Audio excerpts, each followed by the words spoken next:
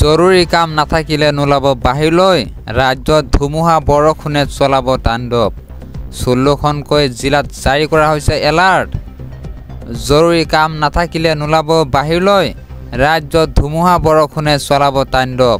প্ৰান্তে প্ৰান্তে মুখলধাৰ বৰষুণ ঠায়ে ঠায়ে প্ৰচণ্ড শিলাবৃষ্টি ১৬খনকৈ জিলাত জাৰি কৰা হৈছে এলাৰ্ট ডিব্ৰুগড় তিনিচুকীয়াত জাৰি কৰা হৈছে অৰেঞ্জ এলাৰ্ট বাক্সা তামোলপুৰ বজালী নলবাৰীৰ লগতে কামৰূপ গ্ৰাম্য কামৰূপ মেট্ৰ' মৰিগাঁও লগতে শোণিতপুৰ মৰিগাঁও নগাঁও আৰু হোজাই লগতে বিশ্বনাথ ধেমাজিত জাৰি কৰা হৈছে য়েলো এলাৰ্ট আজিৰ পৰৱৰ্তী গুৰুত্বপূৰ্ণ খবৰ প্ৰকৃত বাংলাদেশী হৈছে বিজেপিৰ হিলায়িত দেৱ হিলায়িতক বৰ্জন কৰাৰ আহ্বান আমছুৰ অসমত থকা প্ৰকৃত বাংলাদেশী হৈছে বিজেপিৰ হিলায়িত দেৱ অসমত যদি বাংলাদেশী আছে সেইজন হৈছে হিলায়িত দেৱ অসমৰ বাবে ক্ষতিকাৰক হিলায়িতৰ দৰে ব্যক্তি অসমৰ ৰাইজে বৰ্জন কৰিব লাগে সেইজন ব্যক্তিক হিলায়িতৰ দৰে ব্যক্তিয়ে ধ্বংস কৰিছে অসম বাংলাদেশী অনা নিয়াৰ ক্ষেত্ৰত ঠিকাদাৰ হিচাপে কাম কৰা হিলায়িতই আজিৰ পৰৱৰ্তী গুৰুত্বপূৰ্ণ খবৰ ইজৰাইলৰ ৪টাকৈ স্থানত ভয়ংকৰ আক্ৰমণ ইজৰাইলৰ ওপৰত ভয়ংকৰ আক্ৰমণ ইজৰাইলৰ ৪টাকৈ স্থানত এয়াৰ ষ্ট্ৰাইক হাইপাৰছনিক বেলেষ্টিক মিছাইলেৰে কেইবাটা প্ৰান্তত আঘাত কৰা হৈছে বীৰ হেৱা এস্কেলন হাদেৰা চহৰত হুথি বিদ্ৰোহীৰ আক্ৰমণ ৰাজধানী তেল অভিভূত য়েমেনৰ তৰফৰ পৰা ড্ৰোন আক্ৰমণ ২৪ ঘণ্টাত ৪টা বৃহৎ আক্ৰমণে চিন্তাত পেলাইছে ইজৰাইলৰ প্ৰধানমন্ত্ৰীক ইজৰাইলৰ ওপৰত ভয়ংকৰ আক্ৰমণ আজিৰ পৰৱৰ্তী গুৰুত্বপূৰ্ণ খবৰ মিয়াৰ ভোট বিচৰাৰ অধিকাৰ নাই গৌৰৱ গগৈৰ শংকৰ আজানৰ দেশত হিংসা বিয়পাইছে হিমন্ত বিশ্ব শৰ্মাই শংকৰ আজানৰ দেশত হিংসা বিয়পাইছে বিজেপিয়ে সাম্প্ৰদায়িক সংজ্ঞাত লগাবলৈ হিমন্ত বিশ্ব শৰ্মাই হাতত তুলি দিছে অস্ত্ৰ মুছলমানসকল অসমীয়া জাতিৰ অবিচ্ছেদ্য অংগ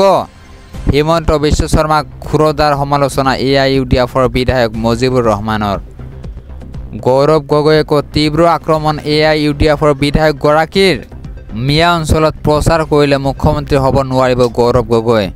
কেৱল মিয়া অঞ্চলত খপনি পুতিব ধৰিছে গৌৰৱ গগৈয়ে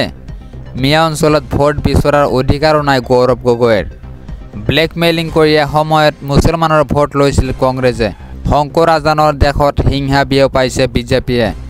আজিৰ পৰৱৰ্তী গুৰুত্বপূৰ্ণ খবৰ দিছপুৰ থানাত হাজিৰ হৈছে অভিনেত্ৰী নন্দিনী কাশ্যপ ঘটনা সন্দৰ্ভত কি ক'লে অভিনেত্ৰীগৰাকীয়ে দিছপুৰ থানাত হাজিৰ হৈছে অভিনেত্ৰী নন্দিনী কাশ্যপ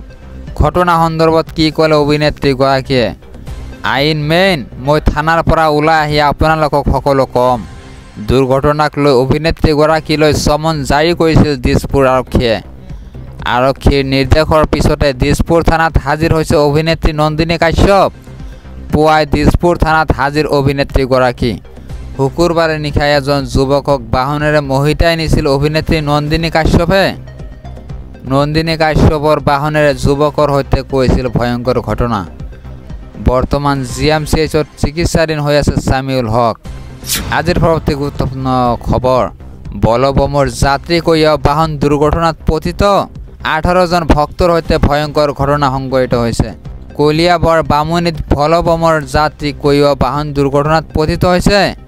দুৰ্ঘটনাত আহত 18জনকৈ বলবম যাত্ৰী কলিয়াবৰৰ ৰেকা পাহাৰ নিজৰি গাঁৱৰ পৰা পানী নিবলৈ আহি থাকোঁতে দুৰ্ঘটনাত পতিত হয় টাটা বলেৰো বাহনখনে নিয়ন্ত্ৰণ হেৰুৱাই বাগৰি পৰে দ খাৱৈত